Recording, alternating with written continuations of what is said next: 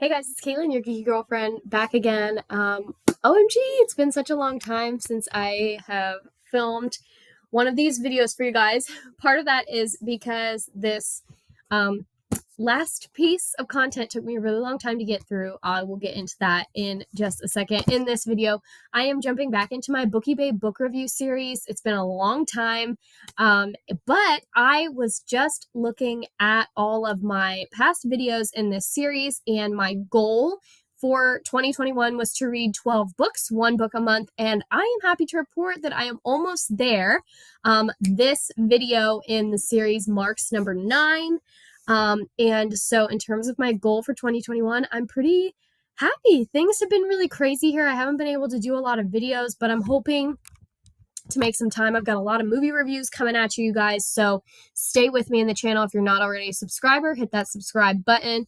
But let's go ahead and get into this video. So this is going to be a book review video. Again, this is book number 9 in my 2021 12 books challenge. I was not following a specific list for this. I just picked 12 books off of my shelf that I had really been wanting to read, and kind of just started pouring into them.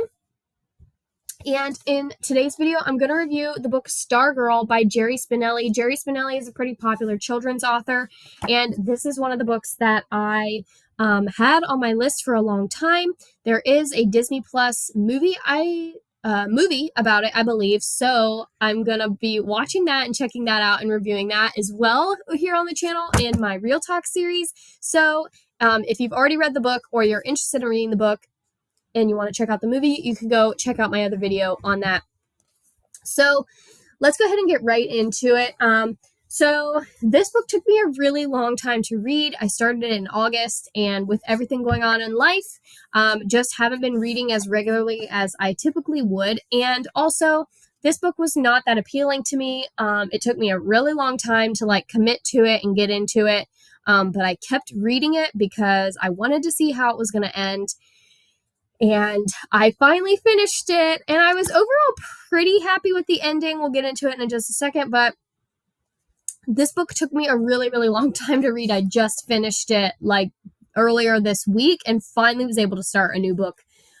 So yeah, it took me way too long to read this children's book, which kind of tells you exactly how I feel about it, because if you followed the channel and followed my reviews up to this point, you know if a book is good, I can't put it down and I will read it typically in a day or two.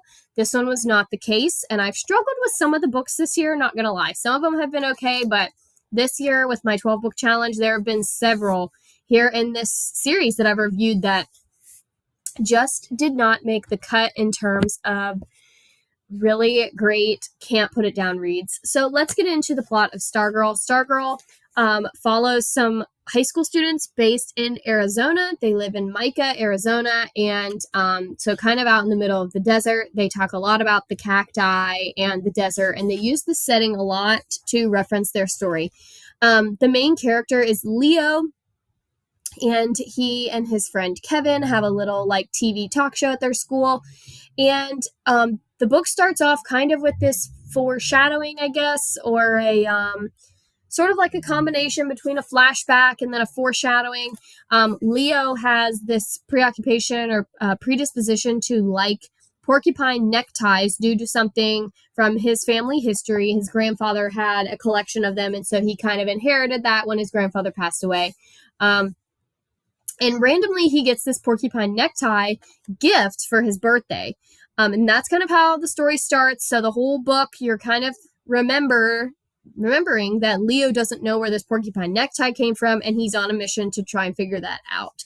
And during his junior year, this new girl comes to school, and she says that her name is Stargirl. She's very elusive. She's very mysterious. She sings to people on their birthdays, plays the ukulele, just definitely marches to the beat of her own drum, which I love that part. I think that's a great message. And she says some really great lines later on in the book about why should I try to fit in?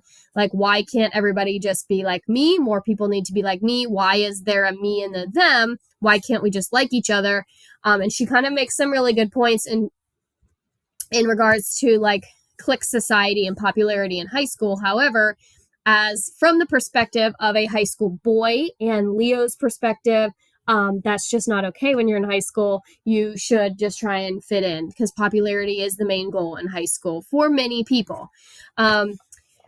So throughout the course of the book, Leo is like mystified by Stargirl. He doesn't really understand her. She takes to liking him, and then that sort of changes Leo's perspective on her, because now he starts to be the object of her affections, and he doesn't like that because he doesn't like to be in the spotlight. So he strives to like get her in the spotlight and take the attention away from himself.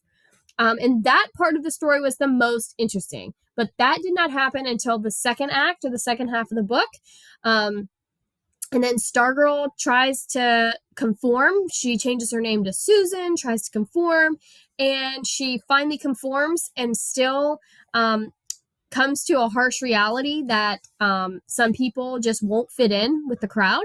And then she goes back to being herself, and then the story kind of she kind of vanishes, and you don't really know what happens. So that's a little bit of a spoiler there. Sorry about that. But you like lead up. There's this big lead up to Stargirl being accepted, and Stargirl trying to be accepted, and Leo helping her be accepted, and or Leo accepting her for truly who she is. And as a reader, you don't really get that satisfaction. However, you do get a little bit of satisfaction as Leo matures and grows older. He then, during the last little part of the book, is looking back on junior year. He's looking back on his time in Micah. And he's kind of coming to some more grown-up realizations about fitting in and about crowd mentality. But overall, it was just kind of boring. Like, there weren't any major events. Like I said, the second act was much better than the first. It kind of drags on. They talk a lot about the basketball season. I was not a fan. Some people probably love it, I'm sure. I'm a little bit nervous to watch the movie because I haven't heard great things, but I was told to read the book first because I was told maybe the book would be better. So we'll see. Comparing the two, maybe I'll make like a rebuttal to this video and come back and say that the book was better than the movie. I'm not sure. Overall, I would give this out of a 10. I always do these videos on a scale of 1 to 10 of how likely I would be to recommend this book to somebody. This is going to be like a 2 out of 10. It is appropriate for children. This is a nice young adult novel, no foul language, no mention of anything sexual or any sort of innuendos of any kind. It's very youthful, very appropriate for high school, lots of high school relativity, also appropriate for upper middle school as well. Even like a late elementary, like a 4th or a 5th grader could read this book and be fine. There's nothing inappropriate. It does have some good messages about acceptance and accepting yourself and being happy. And there's a little bit of talk of like mental health and depression and that sort of thing as well. Just slightly. It's very minimal. Doesn't come right out and say it, but there are some little nuances to things like that about how even people who look extremely happy are not always happy people. And they could be battling a lot of battles that you don't know about. And I did like that part. Excuse me.